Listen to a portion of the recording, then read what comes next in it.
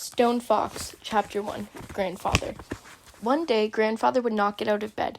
He was just lying there and stared at the ceiling, looked sad. At first, Little Willie thought he was playing. Little Willie lived with his grandfather on a small potato farm in Wyoming. It was hard work living on a potato farm, but it was also a lot of fun, especially when Grandfather felt like playing. Like the time Grandfather dressed up as a scarecrow out in the garden. It took Little Willie an hour to catch on. Boy, did they laugh. Grandfather laughed so hard he cried, and when he cried, his beard fell up with tears.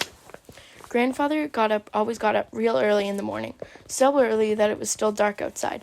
He would make a fire. Then he would make breakfast and call Little Willie. "Hurry up or you'll be eating with the chickens," he would say. Then he would throw his head back and laugh. Once Little Willie went back to sleep. When he woke up, he found his plate in the chicken coop. It was picked clean. He never slept late after that again. That is, until this morning. For some reason, Grandfather had forgotten to call him. That's when Little Willie discovered that Grandfather was still in bed. There could only be one explanation. Grandfather was playing. It was another trick. Or was it? "Get up, Grandfather," Little Willie said. "I don't want to play anymore." But Grandfather didn't answer. Little Willie ran out of the house. A dog was sleeping on the front porch. "Come on, Searchlight," Little Willie cried out. The dog jumped to its feet and together they ran off down the road. Searchlight was a big black dog. She had a white spot on her forehead the size of a silver dollar. She was an old dog, actually born on the same day as Little Willie, which was over 10 years ago. A mile down the road, they came to a small log cabin surrounded by tall trees. Doc Smith was sitting in a rocking chair under one of the trees, reading a book. "Doc Smith," Little Willie called out. He was out of breath. "Come quick." "What seems to be the matter, Willie?" the doctor asked, continued to read. Doc Smith had a snow-white hair and wore a long black dress. Her skin was tan and her face was covered with wrinkles. "Grandfather won't answer me," Little Willie said. "Probably just another trick," Doc Smith replied. "Nothing to worry about. But he's still in bed." Doc Smith turned a page and continued to read. "How late did you two stay up till last night?" "We went to bed early, real early. No singing, no music or anything." Doc Smith stopped reading. "Your grandfather went to bed without playing his harmonica?" she asked. Little Willie nodded. Doc Smith shut her book and stood up. "Hitch Rex for me, please, Willie," she said. "I'll get my bag."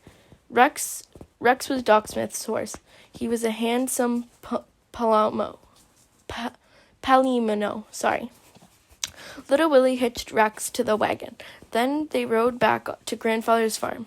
Searchlight ran out ahead, leading the way, and barking. Searchlight enjoyed a good run. Grandfather was just the same. He hadn't moved. Searchlight put her big front paws on the bed and rested her head on Grandfather's chest. She looked his beard, which was full of tears. Doc Smith proceeded to examine Grandfather. She used just about everything in her black little bag. "What's that for?" Little Willie asked. "What are you doing now?" "Must you ask so many questions?" Doc Smith asked. Grandfather said it's good to ask questions. Doc Smith pulled a long silver object from her doctor's bag. "What is that for?" Little Willie asked. "Hush!" "Yes, ma'am, I'm sorry." When Doc Smith had finished her examination, she put everything back into her little black bag. She walked over to the window and looked out at the field of potatoes. After a moment, she asked, "How's the crop this year, Willie?" "Grandfather says it's the best ever."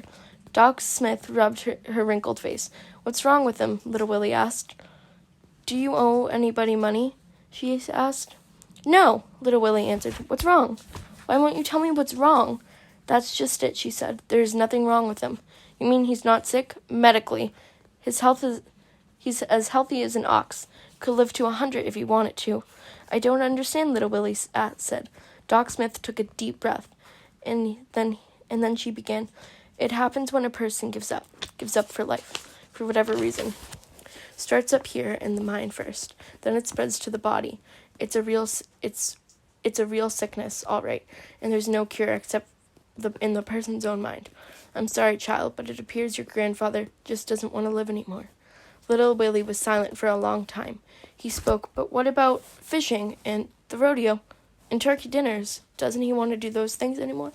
Grandfather shut his eyes and tears rolled down his cheeks and disappeared into his beard. "I'm sure he does." Doc Smith putting her arm around Little Willie's hand. "It must be something else." Little Willie stared at the floor. I'll find out. I'll find out what's wrong and make it better. You'll see. I'll make Grandfather want to live again.